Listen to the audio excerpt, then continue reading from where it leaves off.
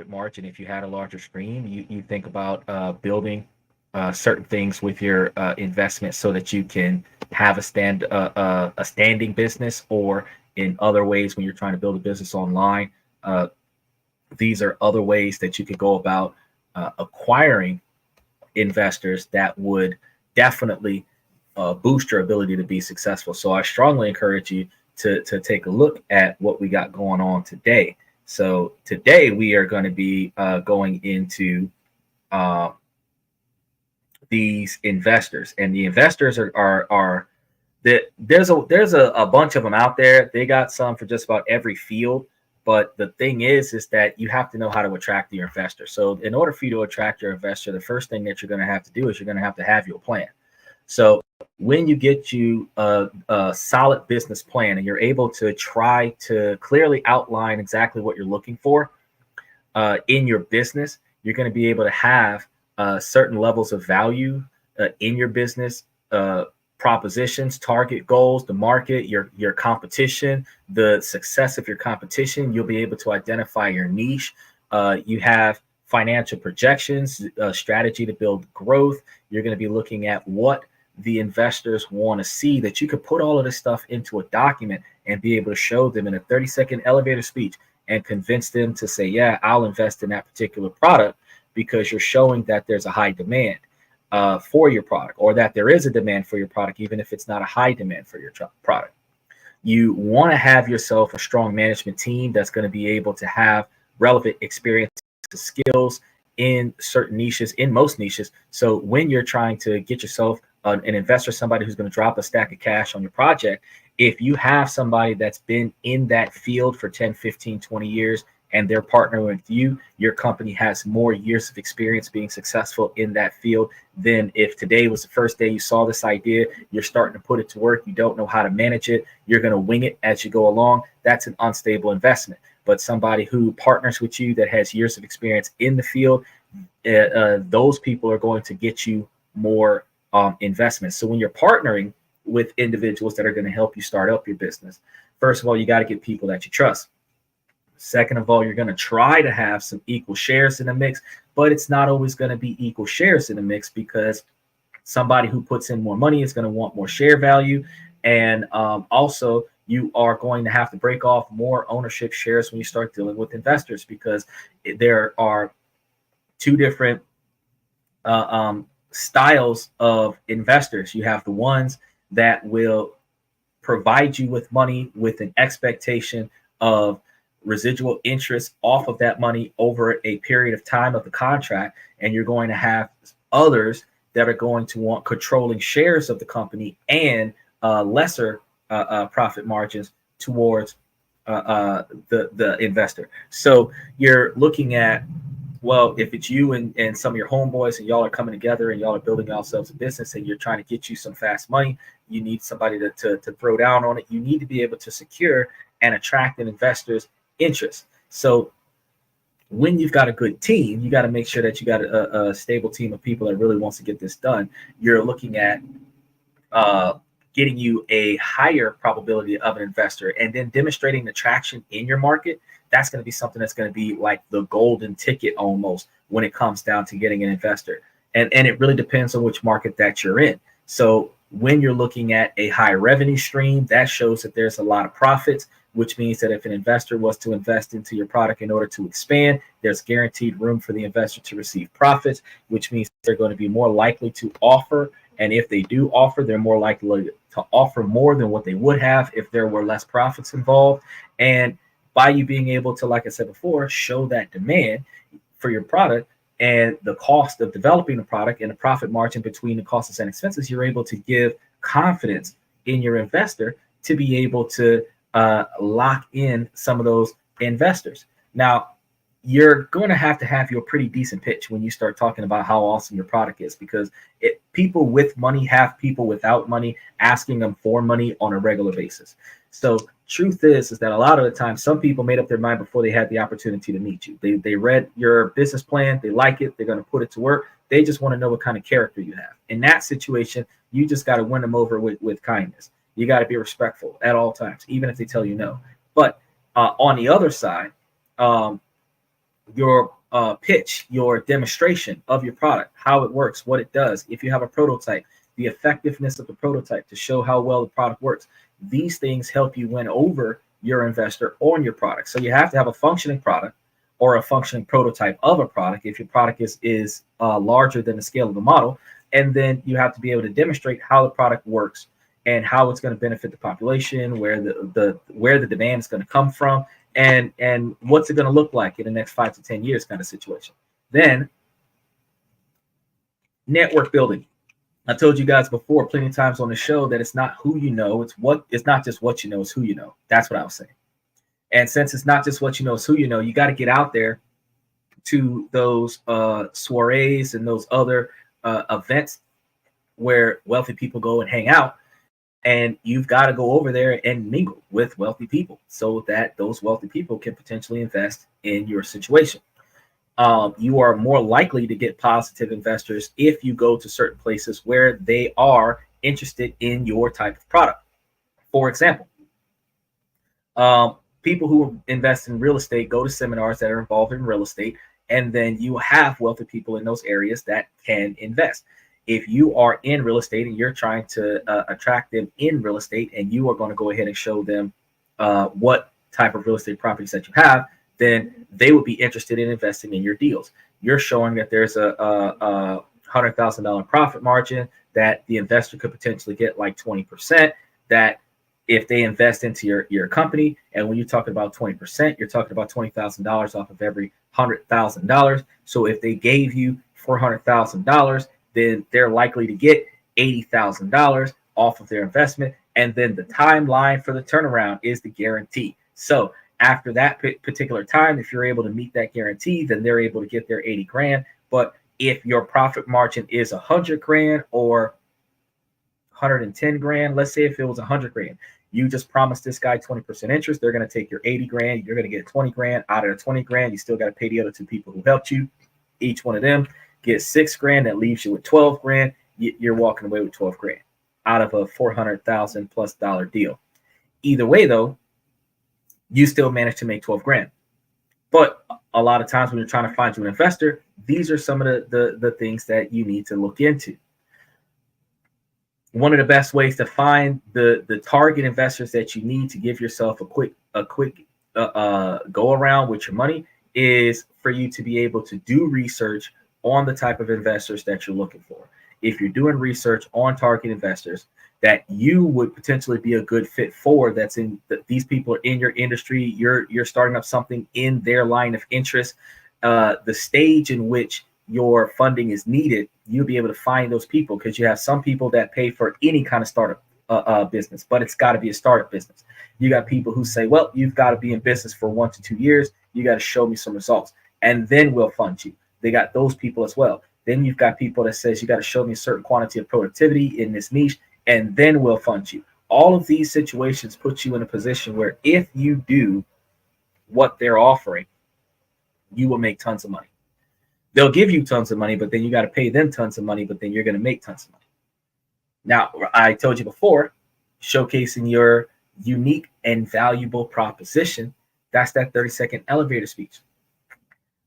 If you have real problems, what happens if you have a strike? What happens if the market crashes? What happens if the lights go out? Like, how do you sell this product? What happens if a shipment gets damaged in transit? Like, stuff to that effect. Like, do you have damage control backup plans and stuff to that effect? How do you deal with loss? These are the kind of questions that you're going to have to ask when you're trying to find yourself an investor, because they're going to want to know, if they give you their money, will you be able to make more money than you lose? If the answer to that question is yes, then you're golden. Now, you're going to, again, show them that evidence. You're going to have to provide them with some evidence. You're going to have to show them what you got going on. When you're trying to show them what you got going on, that's when you are going to be doing your demo of your video or your product. You're going to be showing the investors what your product does, how it does it, demonstrating longevity, demonstrating durability, and then, again, showing them graphs, showing them what they would like to see as far as where's the money come from. Because outside of people who are presenting ethical or moral products, the investors don't really care what it is as long as they're getting paid for it. But the prestige of an item is also going to be because of investors don't want their money attached to something that draws them negative attention. Doesn't stop people from investing in tobacco companies. It just certain things that people don't want to attach their money to. You also aren't supposed to attach your money to something that's going to attach itself to any alleged terrorist group. So you want to make sure that your money is going in the right place. As a result, as a person pitching to get the money, you have to make sure that you're pitching that the money's going into the right place. And that's going to require you to be transparent about any risks that are involved with doing business with you, any challenges that you know that you have to face, and still have the ability to demonstrate a plan on how you are going to mitigate these challenges and obstacles that you will have to overcome over time. Because if they know that there's pitfalls, and they know that there's hurdles to overcome, and you know what to do to make it make sense, then they'll more than likely invest it as long as the money looks right. Now, the other half of that is going to be the deal. So after you've emphasized your passion, your vision with the commitment to building a successful company, they're going to give you the type of offer. Doesn't necessarily mean it's the offer that you want, because they might offer you the amount of money that you want, but they might ask you for too much percentage of control of your company. One of the things you want to make sure that you understand is that when you're dealing with venture capitalists and you're dealing with angel investors, they typically want to trade millions of dollars for a percentage of your company. Now, you would think, oh, that's not that big of a deal. But when you start selling off percentages of the company, you no longer have sole control over the company. And if you have less shares in the company than the group, you could be voted out of your own company. That's called a hostile takeover. If in the event that, say, you divide it up between you and three other people, you and three other people, that's four people, each one of y'all got 25% ownership of the business. If you have majority rules votes in your business, and 3 out of 4 people say, let's vote this guy out, they would have to give you a severance package, pay you the value of your shares, and remove you from the business that you potentially built by yourself. These hostile takeovers also happen when allegedly a large group of investors come together and all want to get in on your company. Each one of them wants a chunk of your company. One of the things that you'll notice is that the primary shareholders holds controlling shares. An individual might have primary shareholds of a company. That company might have primary shareholds of another company, and then that company might have primary shareholds of another company. If the individual and all of the companies that he has primary control over all invest into the same company, and each one of them gets a percentage of shares where they total more than 50% of the voting rights of the company, that individual who has controlling shares of each one of those companies can then buy out your company and then vote you out of your own company and give you a nice severance package and just take over really good business. And that puts out small business people that are trying to come up. It puts them out of their dream design. So it's always important for you to make sure that you vet your investors. As much as your investors are going to vet you, you need to vet your investors. You need to make sure that whoever owns this company, who owns this company, who owns that company, isn't the same people. Like you notice that BlackRock is like the primary investor, largest shareholder of a lot of different companies in the United States. You couldn't get 3 or 4 different companies that BlackRock owned that would then invest in your company, because then BlackRock will own your company if you gave out more than 60% of the shares of your company, which then you could actually get fired from the business that you created. You don't want that to happen. So when you're dividing up shares of the company, you got to make sure that you limit the distribution of shares to your company to 40% voting shares. Beyond that, you're not giving up anything else. You're just going to have to struggle along the way.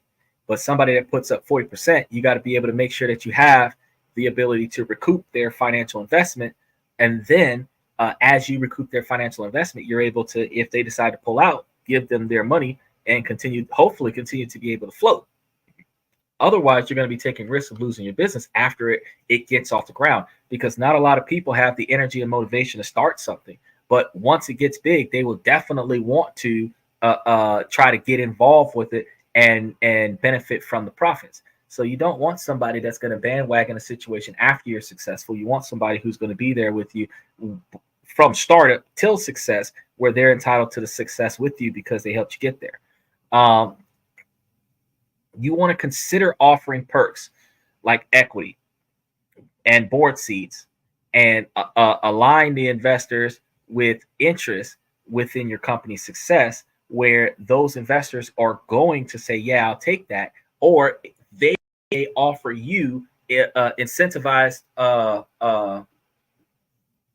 proposals that will give you the ability to get either the same amount of money you were looking for or more money than what you were asking for, so that that money can conquer what you want to conquer. But that person in trade is going to be getting equitable stock. They're going to be getting board seats and controlling shares, and they're really going to be able to tell you what they're not going to allow their money to participate in, which means that you've got to, in some way, shape, or form, bend to the will of somebody else. Now, if you get what is called a silent partner, that's actually better for you, because if you get a silent partner, you're able to use that silent partner to help fund your situation.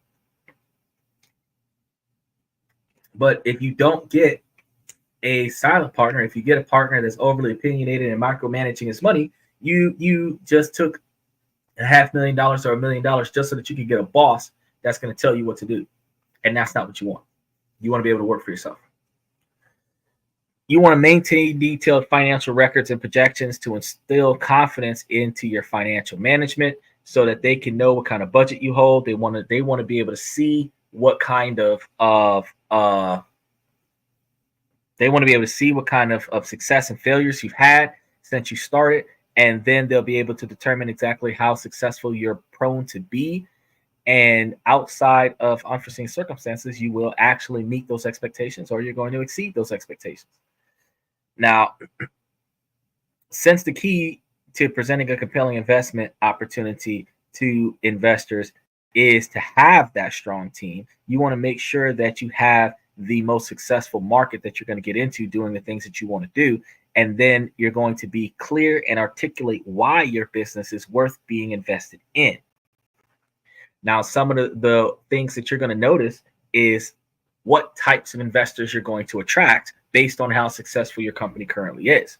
You're going to have some startup accelerators and incubators. These are going to be programs that are going to give you money to start you up, and some of them will even give you a mentorship that'll show you how to turn your business into a very successful business. And these are going to be the ones that are going to be like, for example, Y Computator or Techstar or 500 Startups. Those are just some of the different providers that have programs that helps businesses that are starting up get the capital that they need to get started. All of them are going to end up trying to break themselves off on a piece of your authority, but they'll at least provide you with the capital that you need to get in there and get running.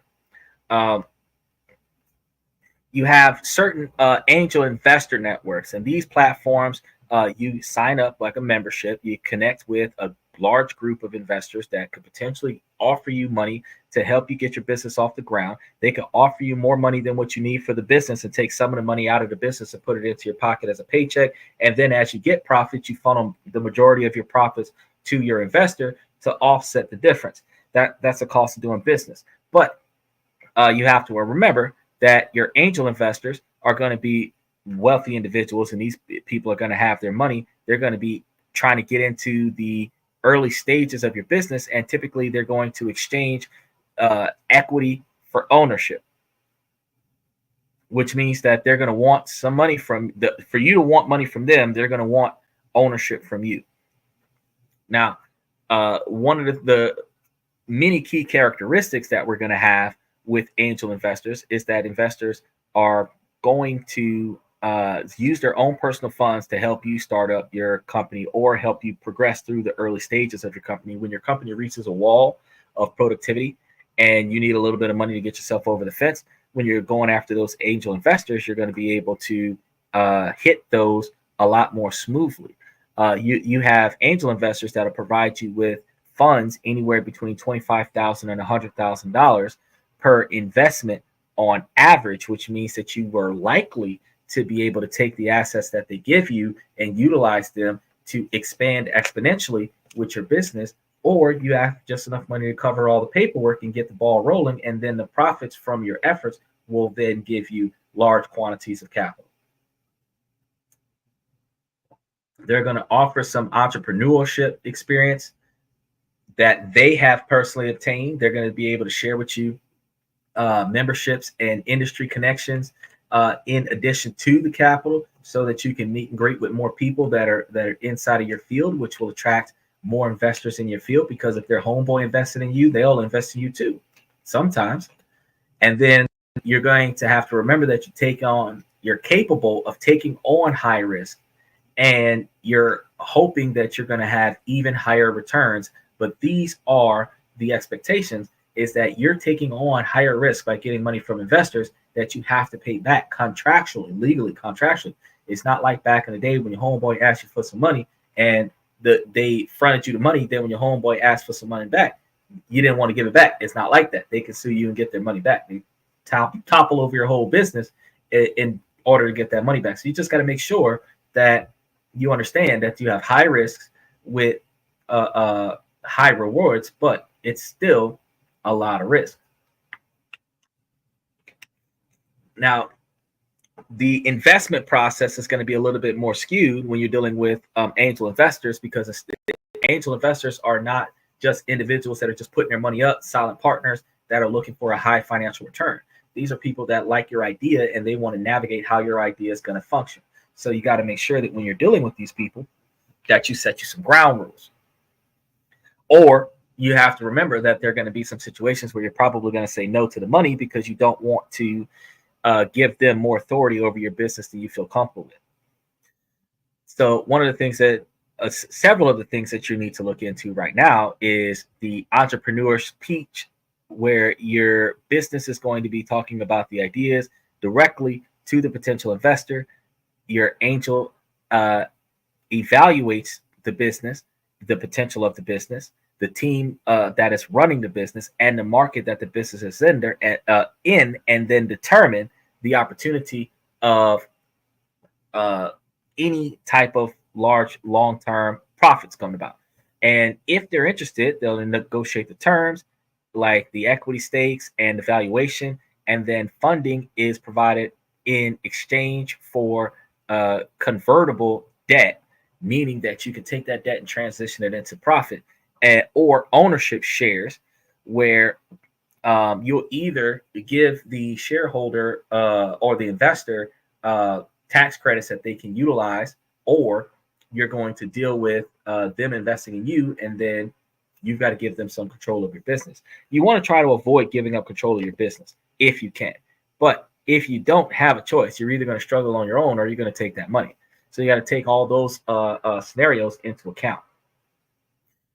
Angels often take an active advisory role in your company, which means that once you give them shares of the company, they're showing up to every meeting. They're telling you what to do, like teacher's pet, and they're going to ask a lot of questions. And if you're not satisfying their inquiries, then you're going to be in a position where they're going to pull their funding. Sometimes they won't even give you all of the funding. Sometimes they'll give you a percentage of the funding, and then see how well you do, so that they're taking less of a loss. And if you're successful enough, then they'll give you more. So some of the advantages that you're going to experience with benefits of angels funding your events, your activities, is going to be the access to capital when you don't have that capital on hand. That's going to be one of those really important key factors. Another thing is the lack of debt that you have, because while they fronted you some money for a business deal, and you have a contract that you got to pay them back, you don't have any personal debt to repay out of the interest, because you utilize somebody else's money to pay off the debt of the business. So your personal income is negatively impacted by the efforts of starting up the company. Having valuable members in the industry or connections to valuable members in the industry is another good way for you to boost yourself up in ways where you'll be able to utilize more capital to get those American Express secure cards, those Capital One secure cards, all of that stuff. You get that from meeting the right people and negotiating with the right people. You want to find yourself a valuable mentor, which allows you, like I mentioned earlier, for you to go under the wing of one of those mentors so you can utilize their certifications to help you make money for yourself, and then give them a little residual on top for helping you become successful. Because everybody's got to eat. We all in the kitchen hungry. Most of us is in here helping out. We all got to eat. You got that select few people who want to sit at the table and eat, but didn't do nothing to deserve it. And 2024 going into 2025, we need to be saying, nope, we're not going to, if you don't contribute, we're not going to give you nothing. Where were we? Potential for follow-ups in the funding round. So you're going to look at those 80 of those angel investors that are looking to get 20 to 30% annual returns on their investment. 3 of those guys come together, you got 90%. And if 3 of those guys come together to represent one person, so that person's got 90% ownership of your vehicle because you monetize the shares on your vehicle. I mean, on your business. But you can, in fact, put your business in a trust and try and protect your business from business exchange. And that's one of the smartest things that not too many of us in the poverty area ever thought about, was piecing something together where they'll buy it off us, or if we wanted to keep it after they bought it off of us, we could buy it off of somebody else for the same amount or a little bit more than what they bought it from us, which is probably going to be less than what they paid us to get the island. See what I'm saying? So think about that. Your entrepreneurs must be willing to give up some ownership and control of the business. In order for you to get some extra people involved, you are going to have to relinquish some authority. And then you will have to protect yourself with that elevator speech. So just remember that that's important. And then you can be consuming a lot more investors, where instead of having only 10% of the agents in your area doing what you're doing, you're able to utilize angel investors that would be able to cover 10% or less, or 10 to 30% control of your business, and you still be able to maintain primary control of your business, especially if your angel investor is a silent partner. That's actually one of the better ones to have, because they're not going to be telling you what to do. Now, one of the other ones that I had a buddy of mine warn me on was venture capitalists. And I told you guys earlier about those venture capitalists, and you have to realize that the venture capitalists are not all what you thought they were cracked up to be.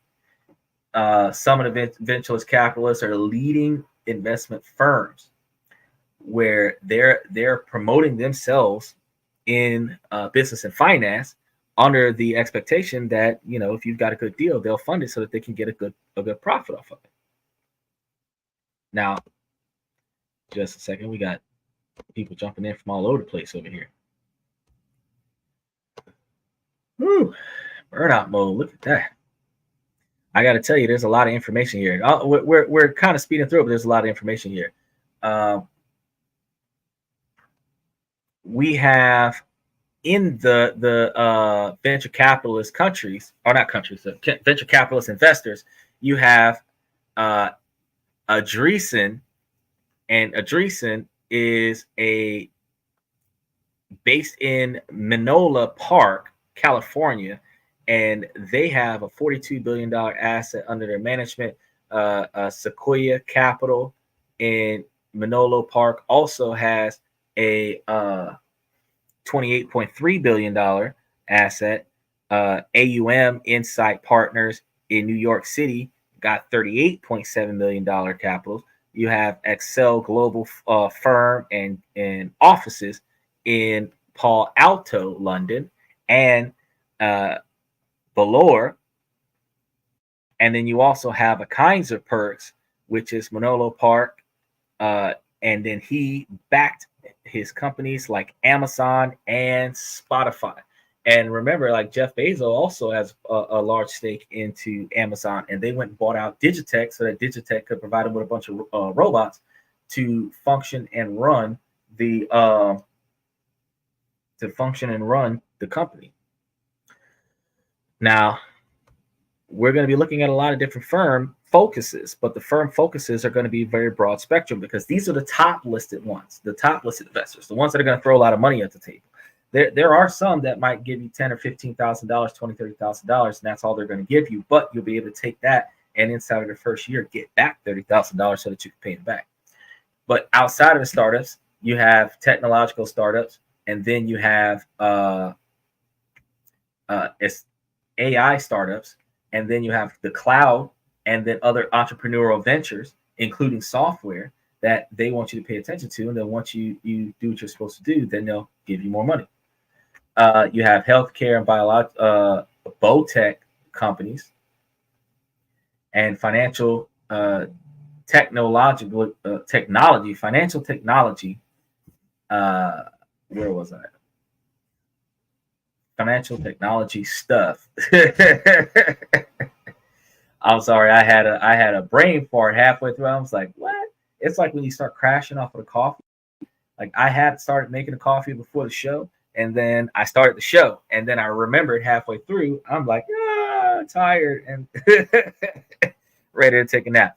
Either way, outside of the startups and the clouds and entrepreneurial ones, you have the healthcare and the biotech, and then financially technological startups, which is a fine tech, but you can still get in there. And then you have those consumer interests that are interested in the model that you have. They have model companies that are interested in the model that you have. That's why you got to get a patent on everything of value. You got to get a patent on some of the things that aren't value. But if you get a patent on everything that is value, then you're guaranteed to be successful. Let's see, what was the other one?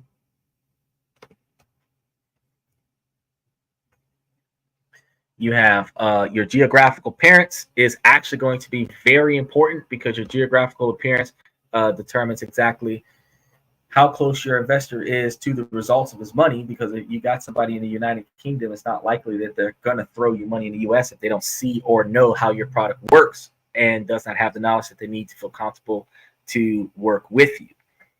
So because of the geographical location, when you start doing research on which investors you're going to get, you got to think about where you're starting up your company. So if you're closer to Silicon Valley or the Bay Area, you're able to get venture capitalists in that area. That way you guys can meet in person so that they know that you're serious. That means that they can look over your project in person so that they know that you're serious, and you can avoid being pegged as a scanner. Now, you also have living in New York's Union Times Square. You have New Hampshire associations and other Los Angeles, Seattle, and Miami hubs, in addition to the primary hub, where these boys will come in there and they will help you buy out everybody around you. Now, beyond funding, top VCs often provide the strategic guide and mentorship that you need to be successful. They're going to also teach you the access to the network and the industry connections. And they're going to be going over your operational support for a portfolio about the company. Now, I got to tell you, this is a lot of information that I've run through today. And I got a real big headache right now. You just do not understand. Because this is a lot of, even when you're reading off this information, this is a ton of information for you to have. But this is a really swift way for you to get yourself further into investors, because you have industries where conferences and networking events are more dominant. You have online platforms like Crunchbase, CB Insights, PitchBook. I've never heard of PitchBook, but PitchBook is one of those platforms where you have a large quantity of angel investors that they basically want you to give them a PowerPoint presentation in order to show them like how successful this product is going to be. Now, in addition to that, if you have your situation online, you got some investors there, but then you have the crowdfunding when you're getting your finances from the crowd, the people who are in your neighborhood, in your city, in your state. They're going to hear about your idea, and then they're going to be like, man, I should bet in on that. The way people used to say, man, I should bet in on that bottle of water before women started taking up all the water. Now, you can also get you some investors from like LinkedIn, and you can also leverage yourself in order to get you some more referrals. And when it comes down to the cooperation that you got to give, and the partnership that you got to give, you just got to remember that that's a downside of getting money, but it's also the cost of doing business. So when you get the corporate accelerators, you're going to end up with large companies that run the accelerator program. Woo, brain fart again. That provides funding and resources for the startups in their industry, which means that if you go to some of these corporate accelerators, you'll be able to find big business that will give you money to help your business become bigger business. And the faster that you're able to show returns, the quicker you're able to re-up. So I mean, if you ask them to front you a brick and you take that brick and turn it into 2 bricks worth of profit, you're able to really show them that if they keep investing in you, you're going to keep making both of you successful. So you just got to remember that when you're in a business and you're trying to do business, your goal is to try to get them to keep coming back. Now, when you're approaching investors, you want to ensure that you have a solid business plan. Just remember that. Make sure that you have clear values and propositions. Make sure that you have compelling pitches. Make sure that you acknowledge and recognize the risks and the cost management, that the collateral damage that you just can't undo. Make sure you get all that stuff done. And then you want to research the potential investors that you want to benefit from, because you also don't want somebody who's taking drug money to give it to you and invest it to your company when that's not legal and the FBI is going to seize your business for laundering money. You don't want to do that, but you do want to be in a situation where you have enough people around you where if things start getting tough, that you got some people that will actually get in there and help you finish building the ark. So as long as you got your really good business plan, you got your really good team behind you, you're more than likely to be able to pick up an investor once you've built your routine, because once you build your routine, you're then able to walk away from the deal and then spend more time convincing people to come back and invest into your company. Now, once they see your company flying up the shelves and you're always under a back order, that's when, investors are going to be like, yeah, I'm going to throw my money in there. But, being financially appealing is the way to get angel investors, long story short. You build a relationship by demonstrating traction, and then you're going to be able to show them the attracting key areas of your investment opportunity. And then they'll be able to take the time to look over what you got going on and then be able to determine whether or not they want to tap dance to that beat, or if they want to walk away from it and say, nah, that's all right. That just costs too much money. And you got some people that feel like you're ridiculous with your idea. You got some people who think your idea is soundproof, even if your deal has so many gaps in it. But you're going to be judged on character, and you're going to be judged on the way your deal is designed. And if you're generating working capital off your deal, you actually have collateral to make the monthly payment. So that's when you actually start getting a little bit better with your network. So without further ado, I want to go ahead and wrap things up today, because I thought that this would be good for us to talk about. This would be good for us to know. You can't say that I didn't tell you guys.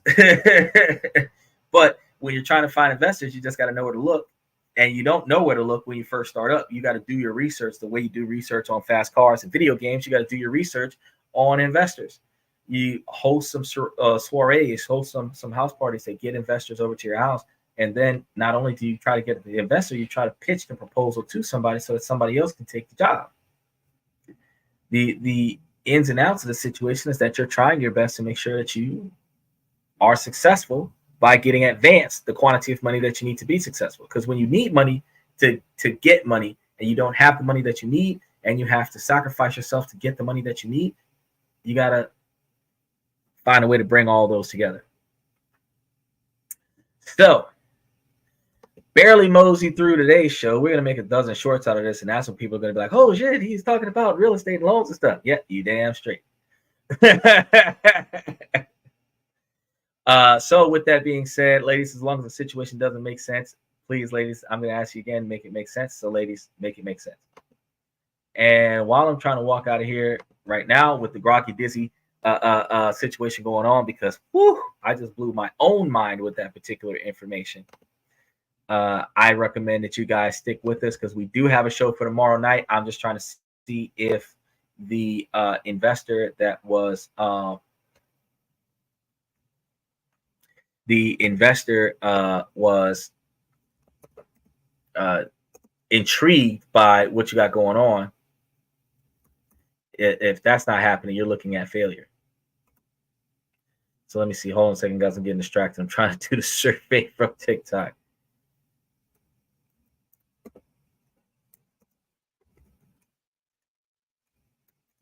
I think that as a podcaster, as my experience, that if you've got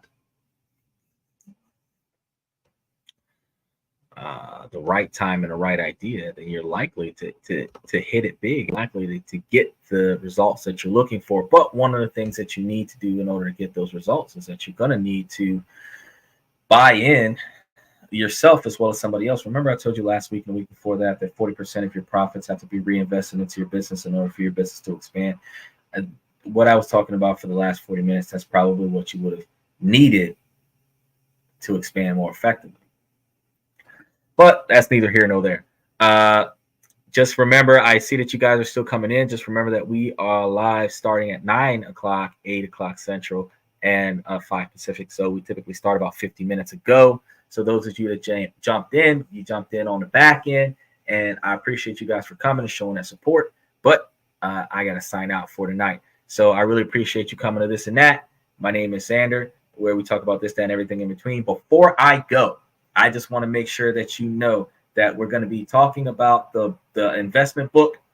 Do I have the investment book? Yeah, I got it right over here. We're going to be talking about this investment book coming soon, about how to retire with dividends with 8% or more worth of interest, that you'll be living off of profits without touching the principal. We're going to be talking about that soon.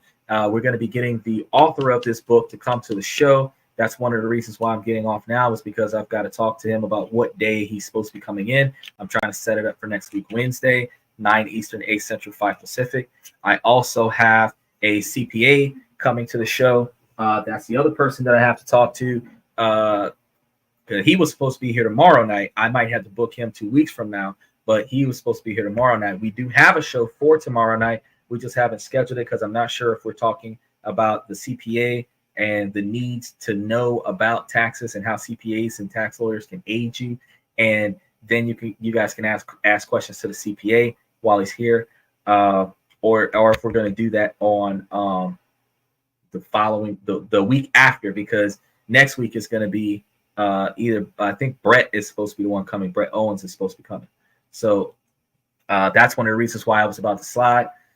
Also remember that because that book was $9.99. You can get it off of Amazon. I had some links in one of the shorts. So if you really want to see some of what's going on with that book, you can look at our shorts.